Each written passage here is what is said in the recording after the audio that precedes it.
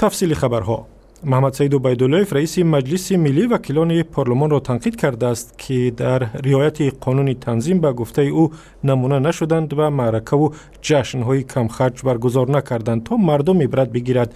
محمد سعید عبیداللهیف روز 18 می در جلسه پارلمان اجرای قانون تنظیم را سست نامیده است که بر اساس این قانون برگزار کردن جشن و مراسم‌های پرخرج و باشکوه در تاجیکستان ممنوع است. در این جلسه طرح اصلاح شده قانون درباره تنظیم عنعنه و عرف و عادت‌ها را تصویب کردند.